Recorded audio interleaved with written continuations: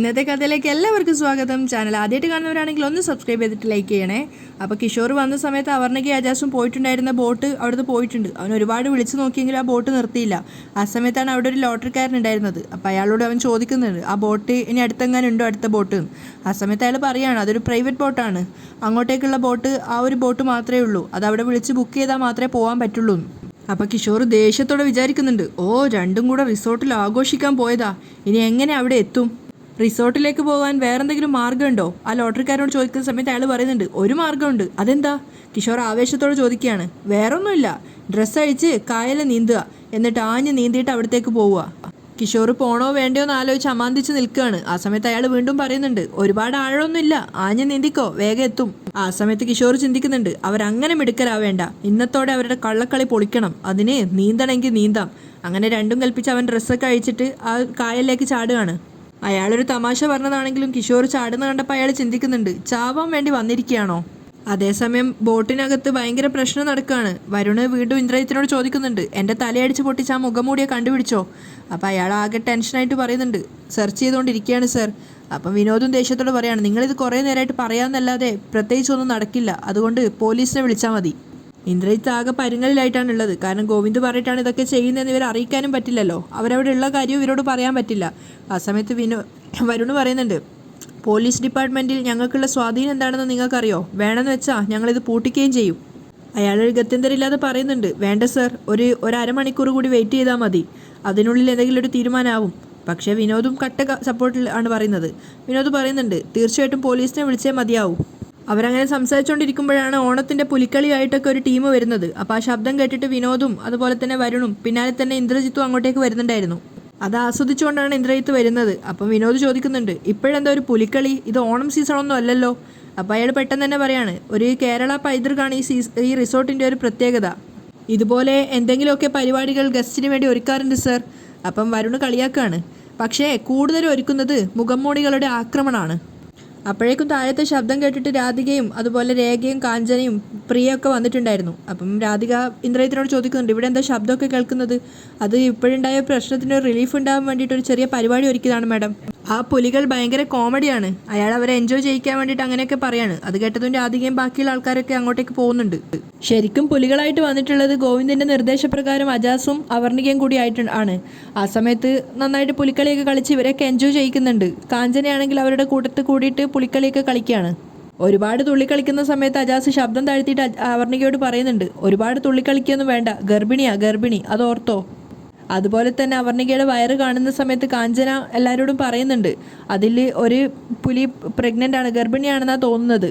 അങ്ങനെ കുറച്ചു നേരത്തെ അവരുടെ കളികളൊക്കെ കഴിഞ്ഞ ശേഷം അവർണിക ശബ്ദം താഴ്ത്തിയിട്ട് അജാസിനോട് പറയുന്നുണ്ട്, ഞാൻ തുടങ്ങുവാണേ.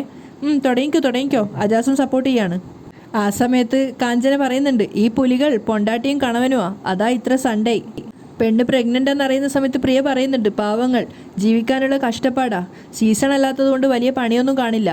അപ്പോഴേക്ക് ഇന്ദ്രജിത്തും അങ്ങോട്ട് വന്നിട്ട് പറയുന്നുണ്ട്, ഇനിയൊരു സൂപ്പർ പരിപാടിയുണ്ട്, എല്ലാവരും ചിരിച്ച് മണ്ണ് കപ്പും. രാധികയും ബാക്കിയുള്ള എല്ലാവരും എൻജോയ് ചെയ്യാണ്. അവർ പറയുന്നുണ്ട്, കൊള്ളാം, പരിപാടിയൊക്കെ സൂപ്പർ ആവുന്നുണ്ട്.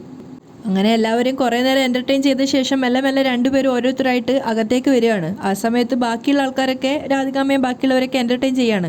ആദ്യം അവർണികയും പിന്നാലെ തന്നെ അജാസും അകത്തേക്ക് വന്നിട്ടുണ്ടായിരുന്നു. പൂളും കഴിഞ്ഞിട്ട് അവരുടെ മുറിക്കരികിലേക്ക് വന്ന സമയത്ത് ഇവർക്ക് ഏതാ മുറി എന്നുള്ളത് കൺഫ്യൂഷൻ ആവുകയാണ്. അവർണിക ചോദിക്കുന്നുണ്ട്, സാറിൻ്റെ മുറി ഏതാണെന്ന് ഇപ്പം എങ്ങനെയാണ് മനസ്സിലാക്കുകയെന്ന്. അപ്പോൾ അജാസ് പറയുന്നത്, നമുക്കാരുടെയും ചോദിച്ചു നോക്കാം. ഈ പൊലിവേഷത്തിലോ അതിൻ്റെ ഒന്നും ആവശ്യമില്ല എന്ന് പറഞ്ഞിട്ട് രണ്ടുപേരും സെർച്ച് ചെയ്യാൻ വേണ്ടി തീരുമാനിക്കുകയാണ്. അതേസമയം അജാസിനെ അവർണികയും കാത്ത് അങ്ങോട്ടും ഇങ്ങോട്ടും നടക്കുകയാണ് ഗീതുവും ഗോവിന്ദും കൂടെ. രണ്ടുപേരും അങ്ങോട്ടും ഇങ്ങോട്ടും നടക്കുന്നതിനിടയിൽ ഗോവിന്ദ് പറയുന്നുണ്ട്, ഇവർ ഇത്രയും വൈകുമെന്ന് അറിഞ്ഞിരുന്നെങ്കിൽ ഈ സമയം പാഴാക്കണ്ടായിരുന്നല്ലേ. അപ്പം ഗീതു കളിയാക്കുകയാണ്, അയ്യടാ, ശാന്തി മുഹൂർത്തമായിരിക്കും മനസ്സിലല്ലേ.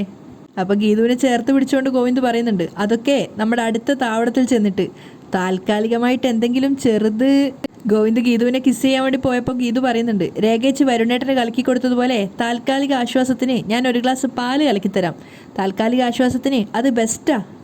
എന്തുവാടി ഇത്? ഗോവിന്ദ് ഗീതുവിനെ കിസ് ചെയ്യാൻ വേണ്ടി ശ്രമിക്കുകയാണ്.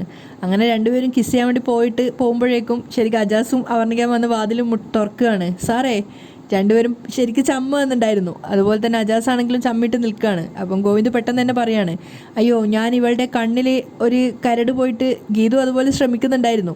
അത് കണ്ണിലെന്തോ ഒരു പൊടി വീണതുപോലെ അത് ഊതിക്കൊടുക്കുകയായിരുന്നു. പക്ഷെ അവർണയ്ക്കും അജാസിനും കാര്യം മനസ്സിലായി. അവർ വേഗം തന്നെ വാതിൽ ലോക്ക് ചെയ്തിട്ട് അങ്ങോട്ടേക്ക് അകത്തേക്ക് കയറി പോവുകയാണ്.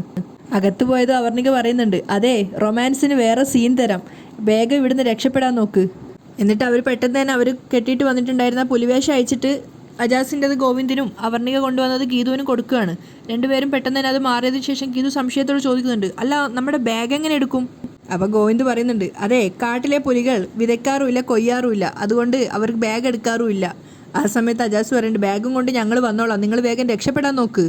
അപ്പോൾ അവർണിക പറയുന്നുണ്ട്, ഞങ്ങളിവിടെ ആര് കണ്ടാലും കുഴപ്പമൊന്നുമില്ലല്ലോ. അപ്പോൾ ഗീതു പറഞ്ഞു കൊടുക്കുകയാണ്, ആരും കാണേണ്ട അവർണിക, പിന്നെ 100 അപവാദങ്ങൾ കേൾക്കേണ്ടി വരും. ഞങ്ങൾക്ക് വേണ്ടി നിങ്ങൾ കുഴിയിൽ ചാടരുത്. അപ്പോൾ അവർണിക പറയുന്നുണ്ട്, ഗീതാഞ്ജലി ടെൻഷൻ അടിക്കാതെ വേഗം പോവാൻ നോക്ക്. ഇതൊക്കെയല്ലേ ഫ്രണ്ട്ഷിപ്പ്. കുറേ നാളുകൾക്ക് ശേഷം എനിക്ക് ഇന്നാ ഒരു എൻജോയ്മെൻറ്റ് വൈബ് കിട്ടിയത്. അതൊക്കെ കേൾക്കുന്ന സമയത്ത് എല്ലാവർക്കും അവർണികയുടെ സഹതാപത്തിൽ പൊതിഞ്ഞൊരു സ്നേഹം തോന്നുകയാണ്. അങ്ങനെ രണ്ടുപേരും അവസാനം മാസ്ക് വെച്ചപ്പോൾ ഗോവിന്ദ് ഗീതുവിനെയും ഗീതു ഗോവിന്ദിനെയൊക്കെ കളിയാക്കുന്നുണ്ടായിരുന്നു. അങ്ങനെ രണ്ടുപേരും പുറത്തേക്ക് പോവാണ്.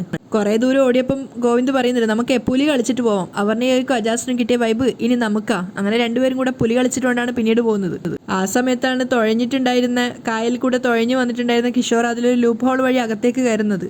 അവൻ നോക്കുന്ന സമയത്ത് 2 പുലികൾ കൂടെ പുലിക്കളി കളിച്ചിട്ട് പോവാണ്. അവൻ ചിന്തിക്കുന്നുണ്ട്, ഇത് ശരിക്കും ഓണ സീസൺ അല്ലല്ലോ, എന്നിട്ടിപ്പോൾ ഈ പുലികൾ എവിടുന്ന് വന്നു? പെട്ടെന്ന് തന്നെ അവൻ ചിന്തിക്കുകയാണ്, ഓ ചിലപ്പോൾ ഇനി ഇവർ ജനിച്ചതേ പുലികളായിട്ടായിരിക്കും. അതിനുശേഷം ചുറ്റിലും കണ്ണോടിക്കുകയാണ്. എന്നാലും ഈ അവർണികയും അജാസും ഏത് റൂമിലായിരിക്കും? അങ്ങനെ രണ്ടുപേരും കൂടി കോറിഡോറിൽ എത്തിയ സമയത്ത് അവിടെ എല്ലാവരും ഉണ്ടായിരുന്നു. ബാക്കിയുള്ള ആൾക്കാരുടെ എൻജോയ്മെൻറ്റിൽ നിൽക്കുകയാണ്. ആ സമയത്ത് ഗോവിന്ദ് പറയുന്നുണ്ട്, അവരെല്ലാവരും ഉണ്ട്, കൊളാക്കരുത്. അപ്പോൾ ഗീതു പറയുന്നുണ്ട്, എൻ്റെ അഭിനയമൊക്കെ സൂപ്പറാ, കണ്ണേട്ടം കൊളാക്കാതിരുന്നാൽ മതി. അങ്ങനെ രണ്ടുപേരും കൂടെ പുലിക്കളി കളിച്ചുകൊണ്ട് അവിടത്തേക്ക് വരികയാണ്. പെട്ടെന്ന് അവരെ കണ്ടപ്പോൾ ഒന്ന് സ്റ്റെക്കായെങ്കിലും പെട്ടെന്ന് തന്നെ വീണ്ടും പുലിക്കളിയൊക്കെ കളിച്ചുകൊണ്ട് അവരെ മനസ്സൊക്കെ മാറ്റുന്നുണ്ടായിരുന്നു. ആ സമയത്ത് കാഞ്ചനയാണ് ശ്രദ്ധിക്കുന്നത്, അങ്ങോട്ട് പോയ പെൺപുലിക്ക് കുറച്ചുകൂടെ വയറുണ്ടായിരുന്നു, അത് ഗർഭിണിയായിരുന്നു.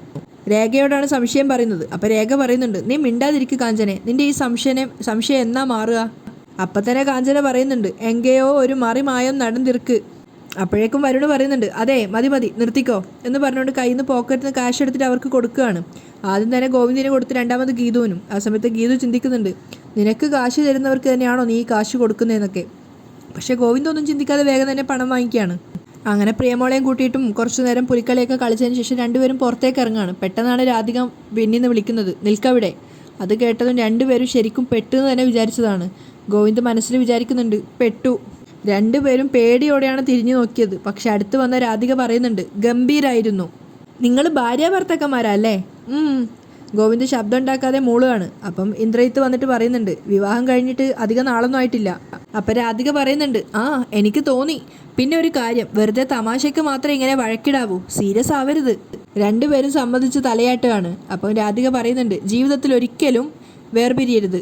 രണ്ടുപേരും സന്തോഷത്തോടെ തലയാട്ടുകയാണ്. അപ്പം രാധിക പറയുന്നുണ്ട്, ലൈഫ് എപ്പോഴും ഹാപ്പി ആയിരിക്കണം, നിങ്ങളുടെ ജീവിതം കണ്ട് മറ്റുള്ളവർ അസൂയപ്പെടണം. അതൊക്കെ കേൾക്കുന്ന സമയത്ത് ഗോവിന്ദിന് ഭയങ്കര അഭിമാനം തോന്നുകയാണ് അമ്മയെക്കുറിച്ച് ഓർത്ത്.